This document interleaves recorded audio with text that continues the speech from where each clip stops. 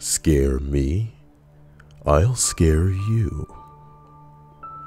When I was 18, 16 years ago now, I got my first job and found a room in a basement suite so I could move out of my parents' house.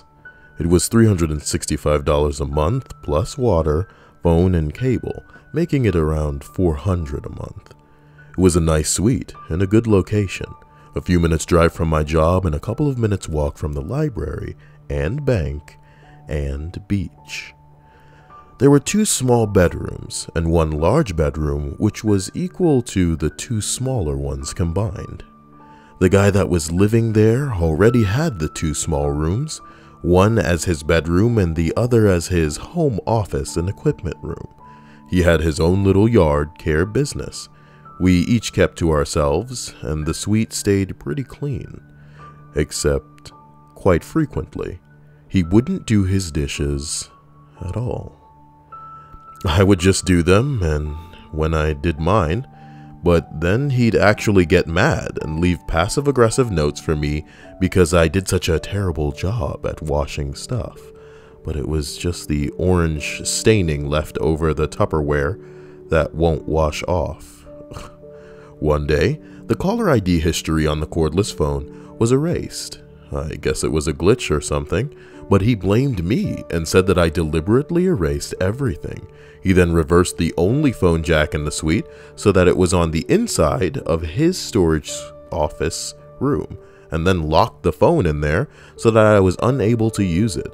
This was long before cell phones were common, plus there were no service in our area anyway. I missed many calls from work asking me to take over shifts that I would have liked to have taken, and even a few from assistant manager informing me that they gave me a shift, but I would no call or no show since I didn't actually know about it. He also put his TV in his room so that I couldn't watch it. I didn't have my own, as I preferred to pay for an internet connection on my shitty computer.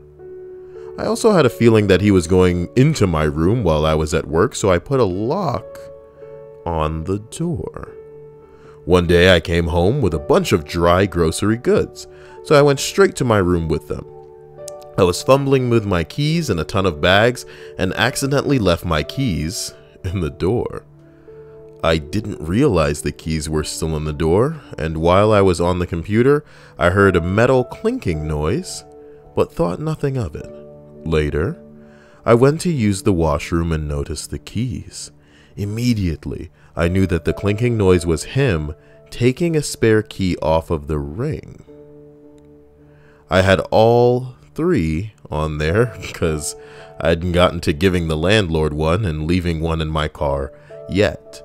And sure enough, only 2 keys were on the ring. I went down the street and bought a new lock right away and made sure to not to leave the key accessible to him. I was coming back with the new lock, unknown to him, and walking through the living room. He was in there on the phone with a friend. He stared at me in a really creepy way that made me feel scared of him. And when I was in my room and had locked the door, I heard him laugh very menacingly. I waited until I heard him go to his room and quickly changed the knob to the new one. Well, I was sitting in my room, and he actually was so creepy that it made me scared for my safety and for that of my kitten. I packed a bag, put the kitty in the carrier, and climbed out the window in my bedroom. I left the window open a few millimeters and went to my parents' house. Damn. While I was there, I talked to a police officer that my parents knew. I said that this roommate was harassing me and made me feel unsafe, was barring access to a service I pay for, the phone, and if there was anything law enforcement could do. No, there was nothing they could do, he said. It would be best if I moved out and at the end of the month, established no leases, just it was a month-to-month type thing. It took me a week to find a new arrangement, and a friend of my mom's, 10 years younger than my mom, 10 years older than me, was looking to move into the area. So we found a really nice mobile home to move into that would allow me to have a cat and she'd let me pay the same amount I was paying at my current place, even though it was less than half, since she made a lot more money than I.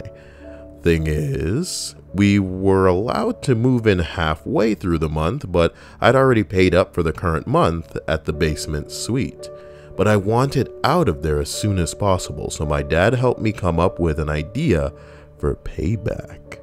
A few days before the middle of the month, I wrote up a contract with my dad's creepiest friend, saying that he could rent out my room from me for the last 2 weeks of the month.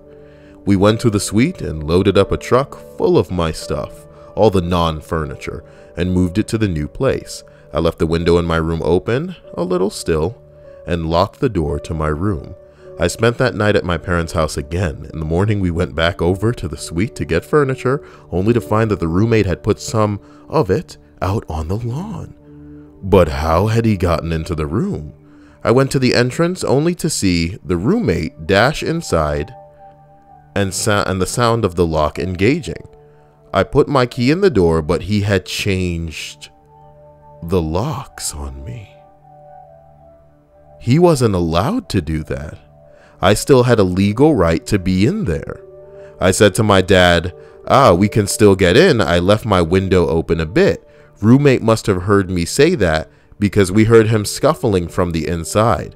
I rounded the side of the house to the window at ground level, but since he was wearing some steel-toed motorcycle boots, he kicked in the window. We cleared enough space for me to open the window and shimmy inside, told my dad to go to the front door, and I'd let him in. After turning around, I saw how the roommate had entered my room. When the suite was made, the walls were apparently just cheap board panels. No wonder I could so easily hear him and a girlfriend having sex, and he was easily able to take a panel out and get in. He'd run to his storage room and locked himself in when he heard the glass breaking. I let my dad in, and we removed the rest of my stuff. Now to scare the guy. While the creepy friend came in to set up his sleeping bag in my room and whatnot, we called all of my parents' friends to come by for a party. What is so scary about that? Well, my parents are bikers. They both ride Harley Davidsons.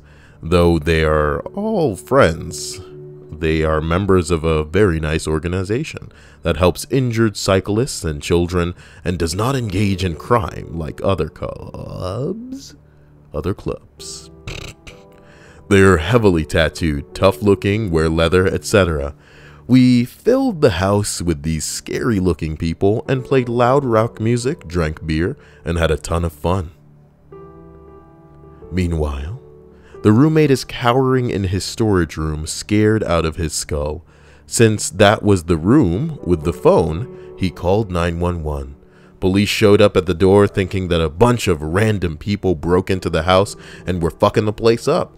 I came to the door and was like, "Hi, I live here," showed proof, "and these are my parents and their friends. This is all cool," the police agreed. Roommate felt brave enough to come out of his room, that had no window to escape from, by the way. Once the police arrived, he went into a screaming rage about the party and tried to get everyone kicked out. The police were like, "Sorry, we can't do anything about this, bye," and they left.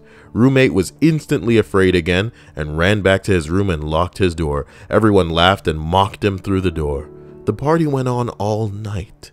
Thankfully, the music did not disturb the 2 other units in the house. The next day, after everyone had left, the roommate tried claiming that I never paid rent that month, and that it was why he changed the locks and that I wasn't allowed to be there. Since things were going badly between us at the time, I had actually walked down to the bank our landlord used, they lived in another city, and deposited my half into her account myself.